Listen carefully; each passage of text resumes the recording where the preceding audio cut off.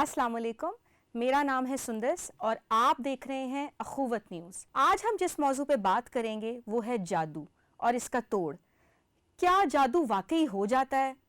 تو پھر یہ شاہ رخ خان یا بڑے بڑے سیلیبریٹیز اور پولیٹیشنز پہ کیوں نہیں ہوتا؟ اور کیا اس کا توڑ موجود ہے؟ ہماری زندگیاں غیر یقینی طور پہ بہت ہی انپریڈکٹیبل ہیں۔ کچھ واقعات اور حالات تو بڑی نارمل روٹین کا حصہ ہوتے ہیں، جیسے آج کل پولیٹیکل انسٹیبلٹی بہت زیادہ ہے، نیچرل ڈیزاسٹرز ہیں، اور کچھ واقعات حیرت زدہ کر دینے والے ہوتے ہیں۔ کچھ تبدیلیاں راتوں رات ہماری زندگیوں میں رونما ہو جاتی ہیں، جن کے اثرات اتنے گہرے ہوتے ہیں کہ ہیومن بیہیویئر پہ اس کا بہت اثر پڑ جاتا ہے۔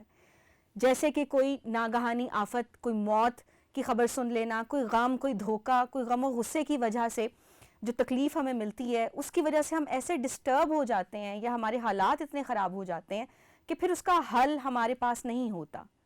تو کیا اللہ تعالیٰ نے انسان کو اتنا کمزور بنایا ہے کہ جس چیز کا اس کے پاس حل نہیں ہے یا جس چیز کا اسے علم نہیں ہے، وہ اس کے لیے ایک ان نون فیئر ڈیولپ کر لے؟ اوکلٹ سائنسز کی جو بیسز ہیں وہ ہمیں بہت پاسٹ کے ادوار سے ملتی ہیں۔ ایجپٹ، بیزنٹائن، مدینہ، ایران اور بہت سے ایسے ممالک میں یہود و نصارہ اس کا استعمال کیا کرتے تھے، لیکن ان میں سب سے ڈومیننٹ جو ان کا ایک فکرہ ہوتا تھا وہ یہ تھا کہ ہونی کو کوئی نہیں ٹال سکتا، یعنی خدا کی ذات کو وہ ایک الٹیمیٹ سپریم پاور کے طور پہ سمجھتے ضرور تھے، لیکن اس کے ساتھ ساتھ وہ اپنے بھی علوم میں بہت آگے تھے۔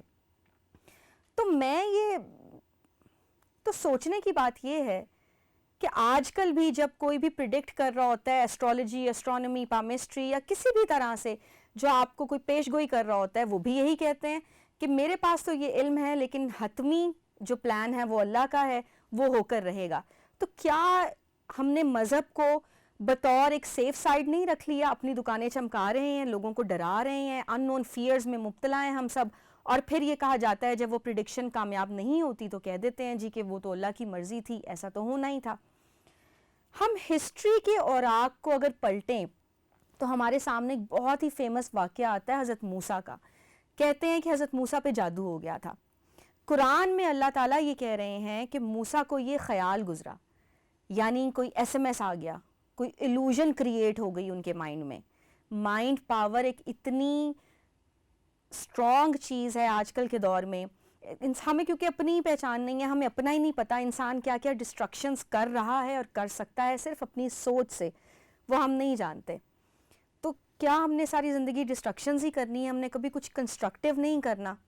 خیر، تو حضرت موسیٰ کو ایسا لگا کہ یہ سانپ ہیں، اور اس وقت کے جادوگر جو تھے وہ یہ کہتے تھے کہ ہمارے علم سے اوپر کوئی علم نہیں ہے، اور آج کل ہمارے اندر بھی جادو کا اتنا فیئر ہے کہ کہا جاتا ہے کہ جادو تو برحق ہے، لیکن یہ علم تھا، یہ آسمانی علم تھا، اس بات کو ہمیں اپنے مائنڈ میں رکھنا چاہیے۔ تو حضرت موسیٰ نے کیا کیا؟ بطور انسان اگر میرے سامنے سانپ آ جائے اور میرے پاس ایک سٹک ہو یا میرے پاس دو ٹانگیں ہیں، تو میرا یہ ریفلیکس ہوگا کہ یا تو میں وہاں سے بھاگوں گی یا میں اس سٹک سے ان کو مارنے کی کوشش کروں گی۔ لیکن حضرت موسیٰ نے ان کا دھیان کیسے بدلا؟ انہوں نے اپنا عصا، اپنی سٹک بھی پھینک دی، اور اس کنسنٹریشن پاور کی وجہ سے جب وہ جادوگروں کا دھیان ان کی سٹک کی طرف ہوا تو وہ عصا جو ہے وہ تبدیل ہو گیا سانپ میں، اژدہا بن گیا۔ تو اس کا مطلب ہے کہ اس کا توڑ آسان عام فہم زبان میں تو یہی ہے کہ آپ جب قائم ہو جائیں، اللہ کے اوپر توکل ہو جائے، آپ اللہ کے آگے پیش ہو جائیں، تو کیسے آپ کی ہیلپ نہیں کرے گا؟ میرا یہ سوال ہے کہ اگر جادو برحق ہے تو کیا قرآن برحق نہیں ہے؟ کیا نبی پاک برحق نہیں ہے، حق کی طرف سے نہیں ہے؟ قرآن ایک فائنل کتاب ہے، وہ اس کلیم کے ساتھ آئی ہے کہ یہ فائنل ایڈیشن ہے۔ تو ایک کامن سینس کی بات ہے کہ جب ایک فائنل ایڈیشن، ایک نیا ایڈیشن آ جاتا ہے تو کیا تب بھی آپ پرانی کتابیں پڑھتے رہتے ہیں؟ سرکار دو عالم پہ بھی یہ مثال دی جاتی ہے کہ سرکار دو عالم پہ بھی تو جادو ہوا تھا، تو ہم پہ بھی ہو گیا۔ بحیثیت مسلمان، بحیثیت امتی، کیا میں اس بات کو مان سکتی ہوں کہ سرکار دو عالم پہ جادو ہوا؟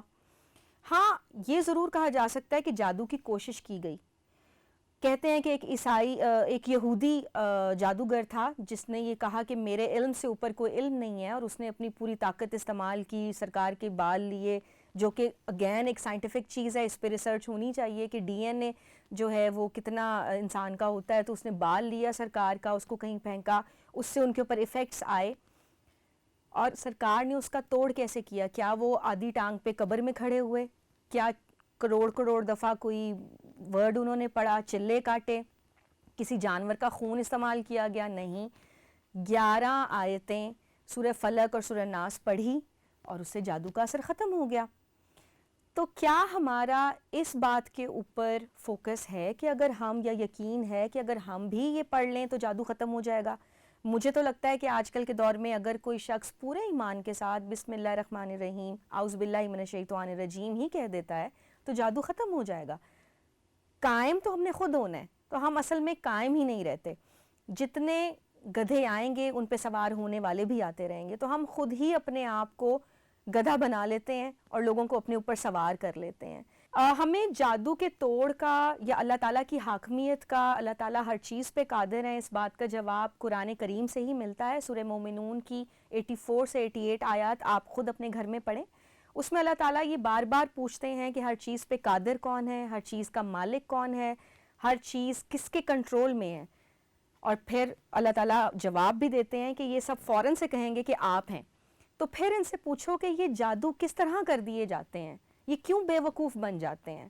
تو ہمیں اس سب کو، میرا تو خیال ہے کہ جب پرانا ایڈیشن ختم ہو گیا، یہود و نصارہ یہ کرتے ہوتے تھے، اور آپ بحیثیت انسان، بحیثیت مسلمان، بحیثیت امتی اگر آپ سرکار دو عالم کے ساتھ جڑے ہوئے ہیں، وہ اللہ تعالیٰ کے ساتھ جڑے ہوئے ہیں، تو پھر آپ پہ جادو ہو ہی نہیں سکتا۔ اور اگر آپ کو یہ وہم، یہ شک، یہ وسوسہ آپ کے دماغ میں بھی ایس ایم ایس آ ہی گیا ہے، تو پھر اس کو دور کرنے کا حل یہی ہے کہ سورہ فلق اور سورہ ناس پڑھیں تو جادو ختم ہو جائے گا۔